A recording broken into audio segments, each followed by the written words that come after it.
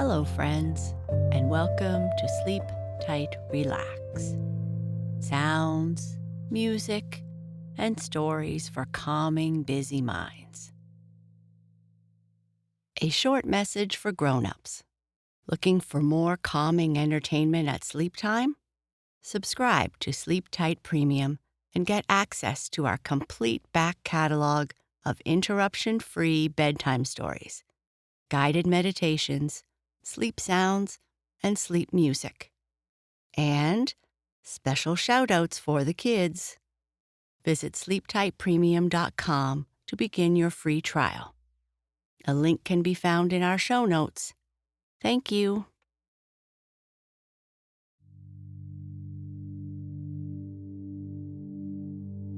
Our sleep story tonight is the final episode of the Campfire Girls. Jessie and Amy have written to their father about all they have discovered and have decided to take Henny with them to the farm. When they are ready to go, the boys show up and they all head off. Mark makes a discovery that sets them on a new path. Will they finally find Bertha, the missing girl?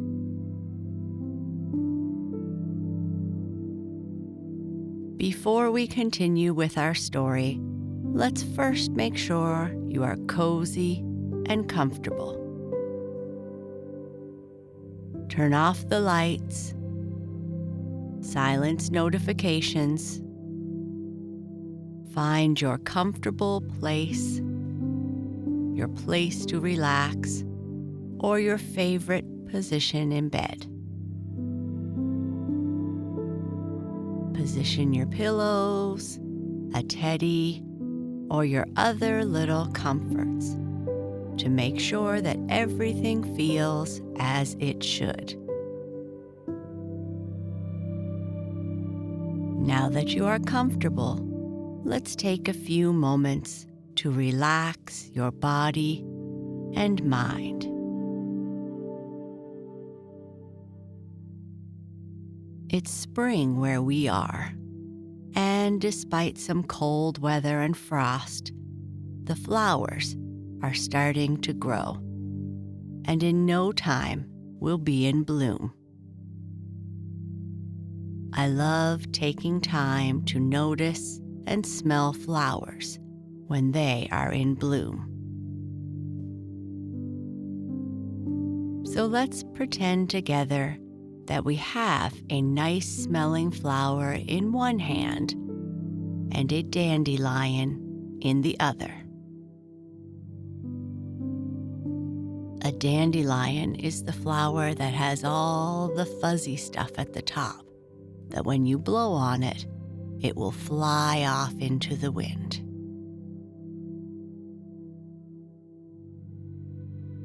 I would like you to take a great big breath in slowly through your nose and smell the flower. Breathe out slowly through your mouth as you try to blow the seeds off the dandelion. Let's try this together, and then you can do it a few times on your own. We breathe in slowly through our nose as we smell the flower, and breathe out slowly through your mouth as you try to blow the seeds off the dandelion.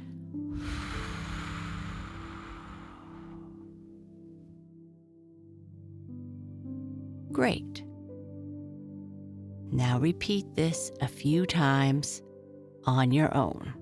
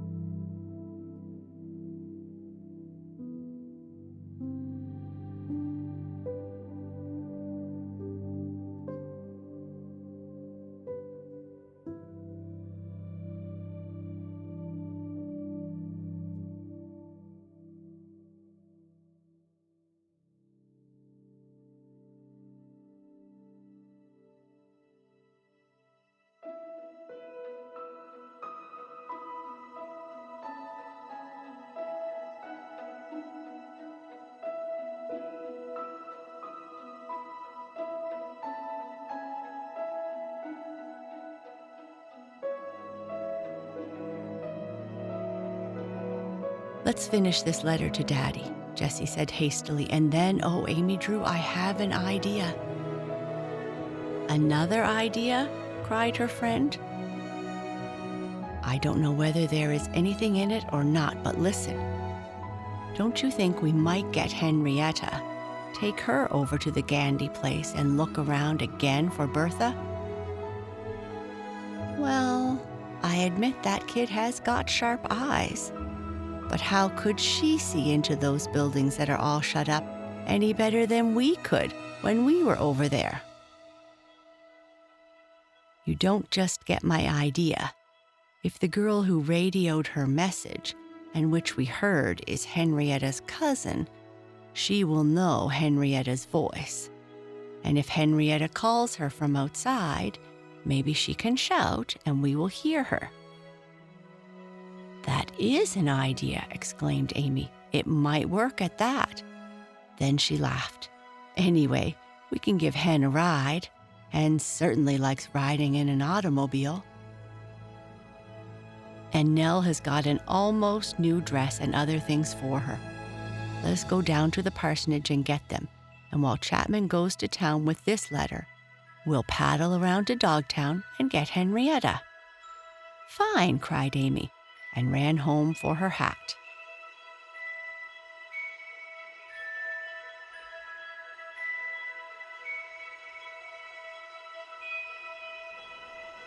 A little later, when she had returned from the parsonage with the bundle and the friends were embarked upon the lake, Jessie said, "I hope the poor little thing will like the dress that Nell was so kind as to find for her. But, to tell the truth, Amy, it seems a little old for Henrietta." "Is it a Cape Coat suit?" giggled her friend. "It is a little taffeta silk. And Nell said it was cut in a style so disgracefully freakish that she would not let Sally wear it. It was bought at one of those ultra shops on Fifth Avenue where they have styles for children that ape the frocks their big sisters wear." "Let's see it," urged Amy with curiosity. "Wait till you see it on Henrietta. There are stockings and a pair of shoes that I hope will fit her. But consider, taffeta silk for a child like Henrietta?" There could be no doubt that the girls from RoseLawn were welcome when they landed at Dogtown and came to the Foley house. The greater number of the village children seemed to have swarmed elsewhere, but little Henrietta was sitting on the steps of the house, holding the next to the youngest Foley in her arms. "Shh," she hissed, holding up her finger. "He's most gone. When he goes, I'll lay him in that soapbox and cover him with the mosquito netting. Then I can tend to you." "The little old-fashioned thing," murmured Amy. "Isn't it right, Jess?" Jessie understood and nodded. She was glad that Amy showed a certain amount of sympathy for Henrietta and appreciation of her. In a few moments, the child was utterly relaxed, and Henrietta got up and staggered over to the soapbox on wheels and laid the sleeper down upon a pillow. "He ought to sleep an hour," said little Henrietta, covering Billy Foley carefully so that the flies could not bite his fat red legs. "I ain't got nothing to do now but to sweep out the house, wash the dishes in the sink, clean the clinkers out of the stove, hang out a line of clothes, and make the beds before Mrs. Foley and the baby get back. I can talk to you girls while I'm doing them things." "Land's sake," gasped Amy. But Jessie, determined to take matters in her own hands for the time being, Mrs. Foley was not present.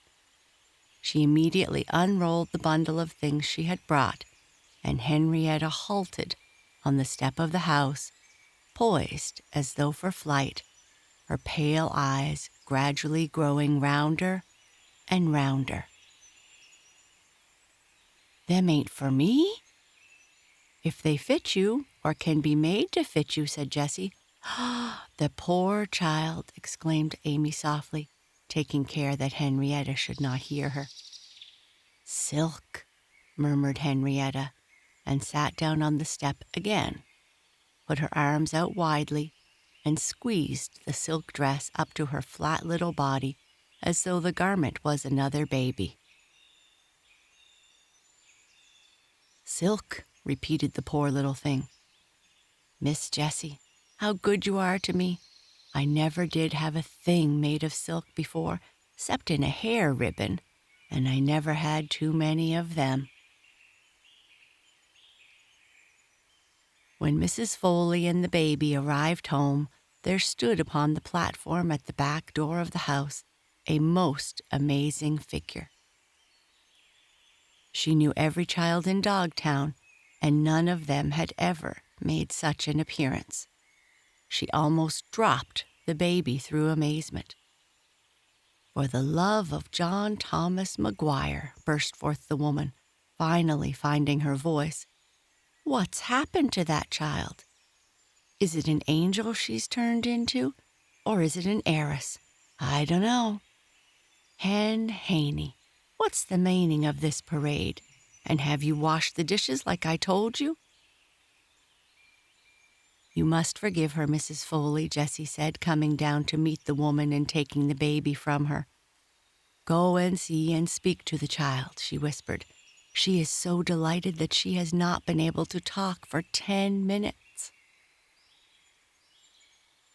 Then, said Mrs. Foley seriously, the world has come to an end when Henny can't talk. But she mounted heavily to the platform. Little Henrietta stood there like a wax figure. She dared not move for fear something would happen to her finery. Every individual freckle on her thin, sharp face seemed to shine as though there was some radiance behind it. Absurd as that taffeta dress was for a child of her age, it seemed to her an armor against all disaster. Nothing bad could happen to her with that dress on, and those silk stockings, and the patent-toed shoes, and a hat that almost hid the child's features from view. Well, well, well, muttered the amazed Mrs. Foley, if anybody had ever told me that you'd have been dressed up like a millionaire's kid. When I took you away from your poor mother and brought you out here, Hen, to be a playfellow of my little Charlie and Billy and, well, anyway, to be a playmate to them. Ha! You never cleaned out the stove grate, did you? She had looked into the kitchen and saw the dishes in the sink and the gaping stove hearth and shook her head. Jessie thought it time to intercede for the little girl. You must forgive her, Mrs. Foley, and blame me. I made her dress up in the things we brought. I was sure you would want to see her in her Sunday clothes. A deep sigh welled up from Henrietta's chest. Am I going to sure enough keep 'em to wear Sundays? She asked. If Mrs. Foley will let you, said the politic Jessie. You can keep them very carefully. It is really wonderful how well they fit. Sure, said Mrs. Foley. She's better dressed than me own children. But you told us your children were all boys, Amy put in quickly. Ah, but a time like this I wished I had a daughter, declared the woman, gazing at Henrietta almost tenderly. What a sweet little girl she might be if she had some flesh on her bones and something beside freckles to color her face. Yes, yes. I am awfully glad, Mrs. Foley, said Jessie quickly, to see how much you approve of what we have tried to do for Henrietta. So, I am bold enough to ask you to let us take her up to my house overnight. Mumsy wants to see her in these new clothes and, well, if Mrs. Mumsey, or is it Mr. Mumsey? I don't know. Why, Mumsey is my mother. The like o' that now. And she lets you call her that name? Well, there is no understanding you folks. Ha! So you want to take little Hen away from me. Only for overnight. It would be a little vacation for her, you know. Mrs. Foley looked back into the kitchen and shook her head. By the look of things, she said, she's been having a vacation right here. Well, she'll be no good for a while anyway, I can see that. Why, she can't much more than speak with them glad rags on her. Come on, said Henrietta, and walked down the steps heading toward the lake. Amy burst into laughter again, and even Mrs. Foley began to grin. She's as ready to go as though you two young ladies was her fairy godmothers. Sure, and maybe 'tis my own fault. I've been telling her for years about the good little people that me grandmother knew in Ireland, or said she knew, God rest her soul. And she has always been looking for banshees and saints and fairies to appear and whisk her away.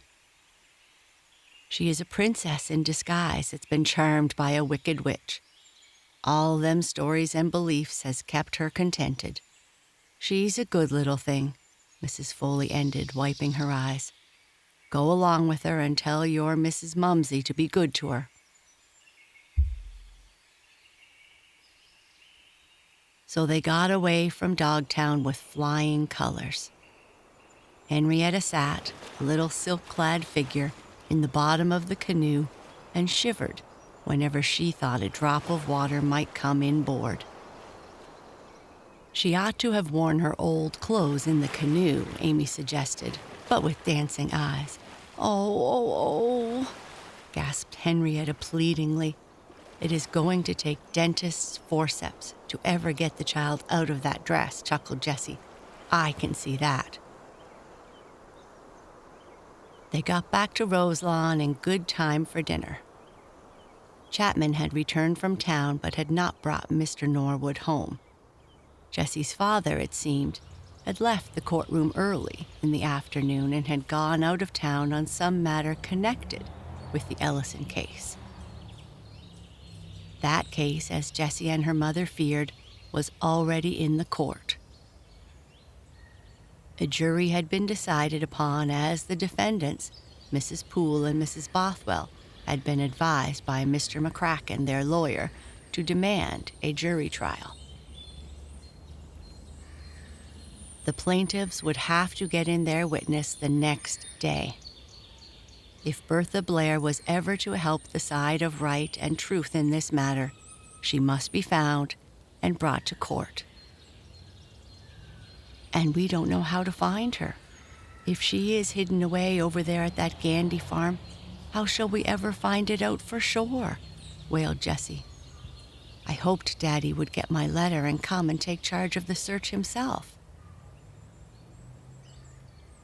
Your idea of taking Henrietta over there and letting her call Bertha is a good one, declared Amy stubbornly. Aren't you going to do it?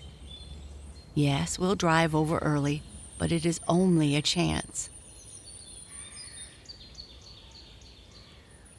They could not interest Henrietta and her cousin Bertha that evening, save that she said she hoped Bertha would come and see her before she had to take off the silk dress and the other articles of clothes.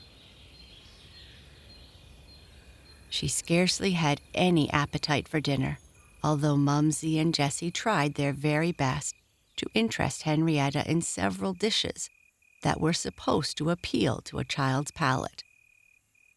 Henrietta was polite and thanked them, but was not enthusiastic. She found a tall mirror in the drawing room, and every time they missed her, Jessie tiptoed into that long apartment to see Henrietta posing before the glass. The child certainly did enjoy her finery. The suggestion of bedtime only annoyed Henrietta, but finally Jessie took her upstairs and showed her the twin beds in her own room, one of which the visitor was to occupy. And so gradually Henrietta came to the idea that sometime she would have to remove the new clothes. They listened in on the radio that evening until late, using the amplifier and horn that Mr. Norwood had bought. Henrietta could not understand how the voices could come into the room over the outside wires. "I'll tell Charlie and his friend about this," she confided to Jessie and Amy. "I guess you don't know them, but they are smart. They can rig up one of those wireless things with wires, I bet. But then the whole of Dogtown will listen in." They finally got Henrietta to bed. She went to sleep with the silk dress hanging over a chair within reach. After Amy had gone home, Jessie went to bed with much more worriment upon her mind than little Henrietta had upon hers.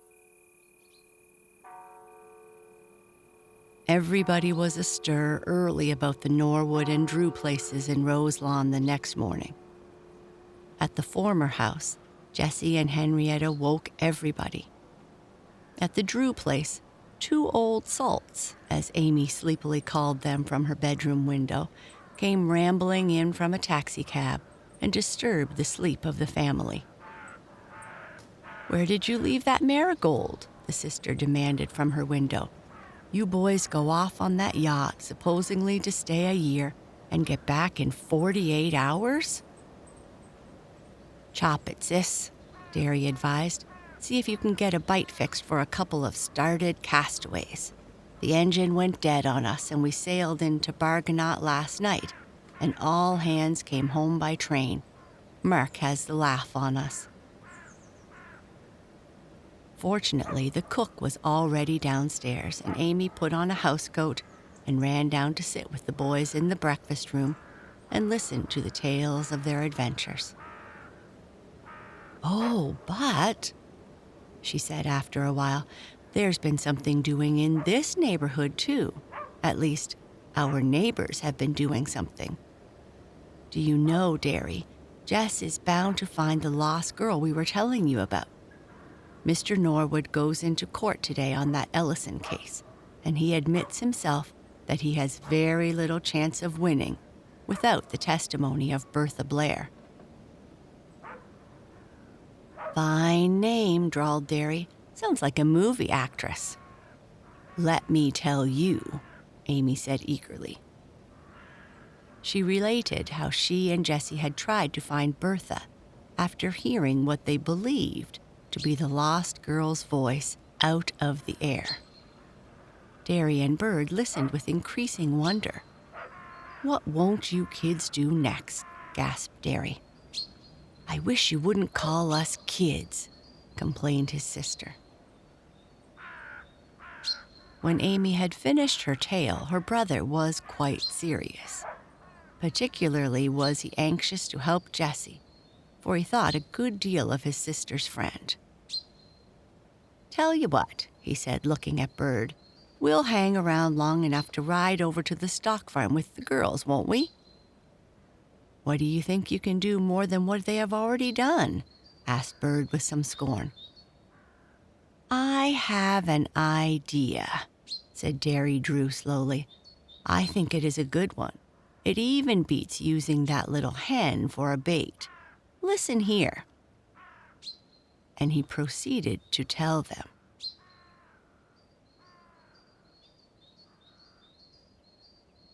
Jessie was, of course, delighted to see Derry and Bird in Amy's company when her friend appeared on the Norwood premises after breakfast.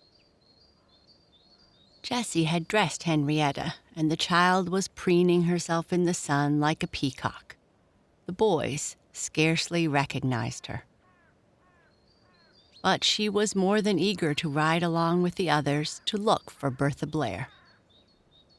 As it happened, Jessie did not have to call for Chapman and the Norwood car when the time to go came. For who should drive up to the house Buck Mark Stratford, who had come home with Derry and Bird from the yacht cruise and had driven over to Stratford town in his powerful car. It was a tight fit for the 6 in the racing car, but they squeezed in and drove out through the Parkville Road while it was still early morning. Meanwhile, Derry had explained his idea to the others, and they were all eager to view the surroundings of the Grandy stock farm. "If Bertha is there, she'll know me if I holler. Of course she will," agreed little Henrietta. "But she never will know me by looking at me. Never." "So she'll have to shut her eyes if she wants to know you, will she, kid?" chuckled Bird. There really did not seem to be any need for the child to call when the party stopped before the closed gate, for there was not any sign of occupancy of either the house or surrounding buildings. The shingled old house offered blank windows to the road, like so many sightless eyes. There were no horses in the stables, for the windows over the box stalls were all closed, and the tower the girls had marked before seemed deserted as well. Just the same, the voice spoke of the red barn and that silo and those 2 fallen trees there. Chapman says the trees must have fallen lately, and yet there isn't an aerial in sight, as we told you, said Jessie. "Let's look around," Derry said, jumping out, and Bird and Amy went with him. Mark turned around in the driver's seat to talk with Jessie. "You know, it's a funny thing that the girl's name should be Bertha Blair," the young man said. "I heard you folks talking about her before, and I said something about it to our Mr. Blair at the factory. He's had a lot of trouble in his family. Never had any children, he and his wife, but always wanted them. His younger brother married a girl of whom the Blair family did not approve. Guess she was all right, but came from poor kind of folks. And when the younger Blair died, they lost trace of his wife and a baby girl they had. Funny thing," added Mark, "that baby's name was Bertha. Bertha Blair.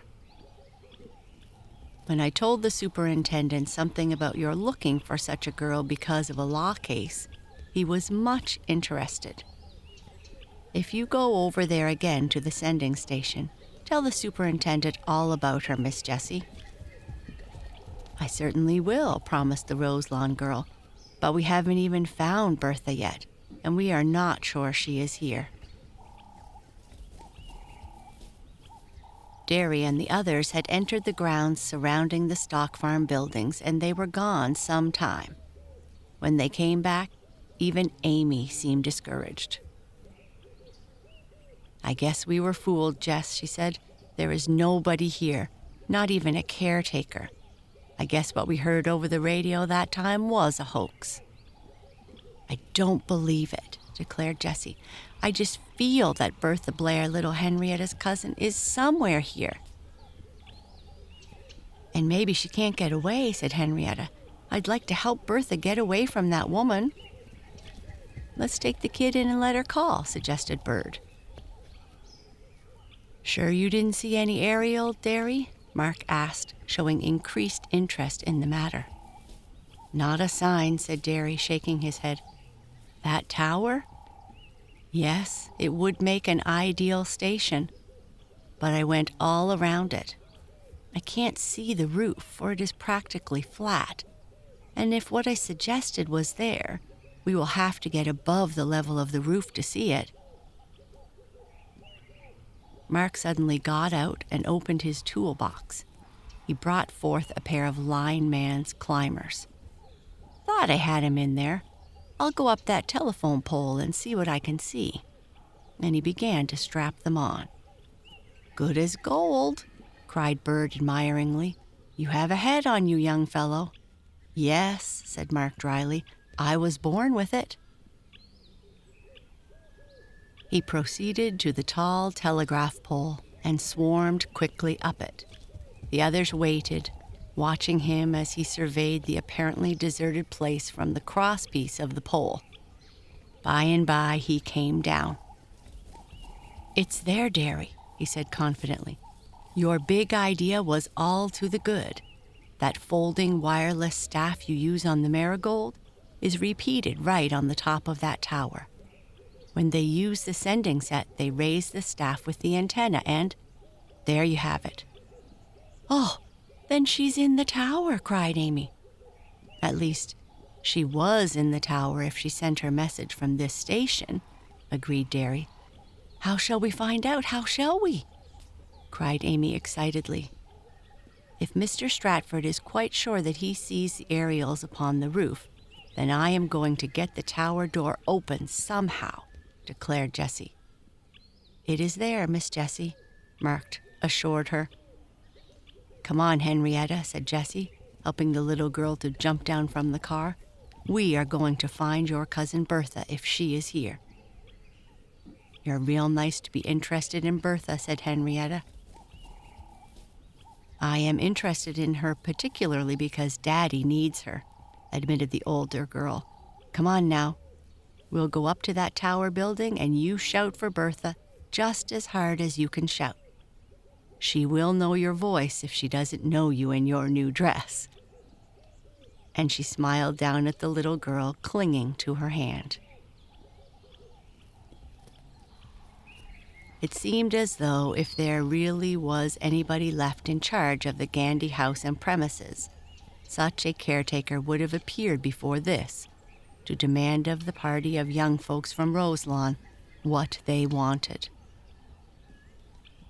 As Jessie walked up the lane with little Henrietta by the hand and followed by Derry, she saw no person at the window or door. The tower might have been abandoned years before as far as appearance went, but Mark's discovery seemed to make it plain that the tower was sometimes in use. Jessie noted that the tower stood on a hill behind the house from which vantage the racetrack some quarter of a mile away might be seen. With good field glasses, one might stand in the second story of the tower and see the horses racing on the track. Then, if there was a sending radio set in the tower, the reports of races could be broadcasted in secret code to sets tuned to the one in the tower.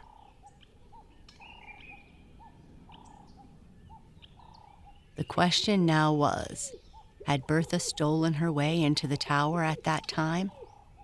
Evidently, Martha Poole and Sadie Bothwell were determined to hold the girl until after the court had settled in their favor the Ellison will case. Jessie and those with her came to the foot of the tower. All the lower windows were boarded up and the door was tightly closed. There were shades at the upper windows, and they fitted tightly. "You call Bertha," said Jessie. "Tell her we've come to let her out." "Shout for Bertha, Henrietta," commanded Jessie. Immediately, the little girl set up a yell that, as Bird declared, could have scarcely been equaled by a steam whistle. "Bertha! Bertha! Come out and see my new dress!" That invitation certainly delighted Amy and Bird. They sat in the car and clung to each other while they laughed. Little Henrietta's face got rosy red while she shouted, and she was very much in earnest. "Bertha! Bertha! Don't you hear me? I got a new dress, and we've come to take you home, Bertha." Suddenly, the lower door of the tower opened a crack. An old woman, and not at all a pleasant-looking woman, appeared in the crack. "What you want?" she demanded. "Go away. Martha Poole didn't send you here." Jessie spoke up quickly. "We've come to see Bertha. This is her little cousin. You won't refuse to let her see Bertha, will you? There ain't nobody here but a sick girl, and she ain't to be let out." "I guess that is what's the matter with you," said Derry. He had come nearer, and now, before the woman could shut the door, he thrust his foot between it and the jamb. "We are going to see Bertha Blair. out of the way. He thrust the door open. They heard a muffled voice calling from upstairs. Little Henrietta flashed by the guardian of the tower and darted upstairs. "Bertha, Bertha, I'm coming, Bertha. I got a new dress."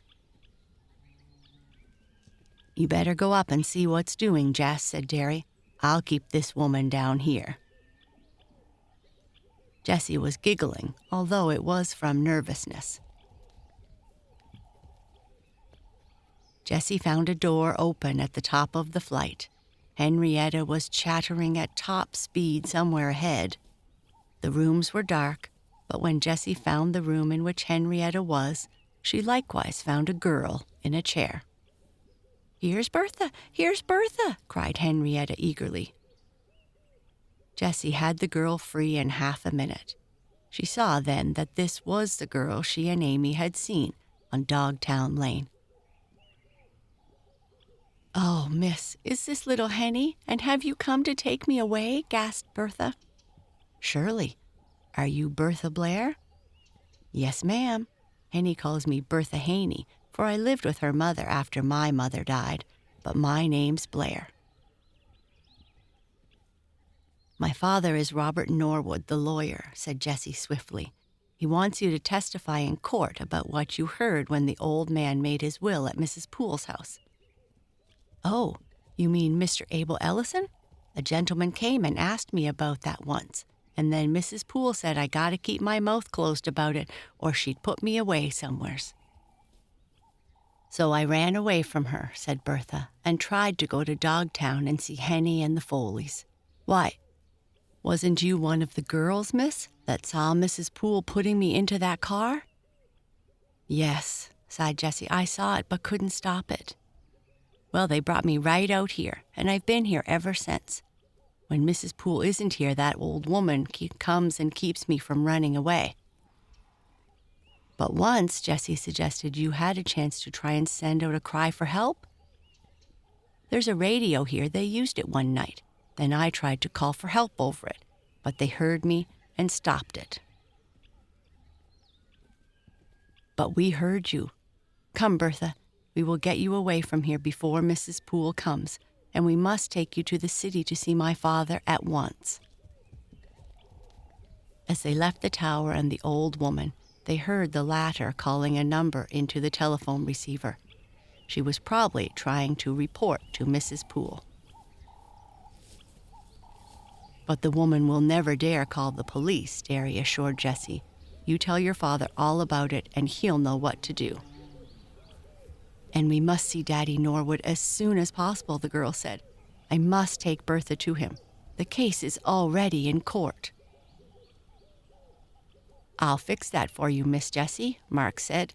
"I can get you to town just as quickly as the traffic cops will let me, and they are all my friends." Jessie and Bertha Blair had never ridden so fast before. Mark Stratford knew his car well and coaxed it over the well-oiled roads of Westchester at a speed to make anybody gasp. But haste was necessary. They knew where the court was, and they arrived there just after the noon recess. Mrs. Norwood had reached her husband's chief clerk by telephone and had communicated the news to the lawyer. Mr. Norwood had dragged along the prosecution until the missing witness arrived. Then he introduced Bertha Blair into the witness chair most unexpectedly to Mr. McCracken and his clients. If Mr. Norwood's side of the argument needed any help, this was supplied when Bertha was allowed to tell her story. The judge even advised the girls, or her guardians if she had any, that she had a pretty good civil case against Martha Poole for keeping her in the tower on the Gandy farm. These matters, however, did not interest Jessie Norwood and her friends much. They had been able to assist Mr. Norwood in an important legal case. And naturally, everybody, both old and young, was interested in Bertha Blair. Mumsy said she would put on her thinking cap about Bertha's future. Meanwhile, Bertha and little Henrietta went back to the Foleys for a while. Henrietta was bound to be the most important person of her age in all of Dogtown. What Mark Stratford had said to Jessie about Superintendent Blair kept recurring to the RoseLawn girl, and she felt that she should tell the man who had charge of the Stratford Electric Company radio program about the girl who had been rescued. "I wonder what they'll do about Bertha," came from Derry. "She certainly had an adventure," observed Bird. "Maybe the movie people will want her. They often pick up people like that who have been in the limelight." "I don't think Mumsy will allow anything of the sort," returned Jessie. "I am sure she and Daddy will think up something better." Suddenly, Amy, who had been resting comfortably in the porch hammock, leaped to her feet. "I declare, I forgot!" she cried. "Forgot what?" came in a chorus from the others. "Forgot that special concert today, the one to be given over the radio by that noted French soprano. You know who I mean, the one with the unpronounceable name." "Oh, yes," said Jessie. "Let me see. What time was it?" She consulted her wristwatch. "I declare, it starts in 5 minutes." "Then come on and tune in. I've been thinking about that concert ever since it was advertised." "Will you boys come along?" "Might as well," answered Derry. "We haven't anything else to do. And I like a good singer," added Bird.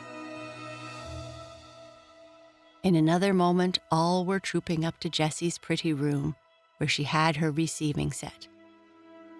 The necessary tuning in was soon accomplished, and in a minute more, all were listening to a song from one of the favorite operas, rendered as only a great singer can render it.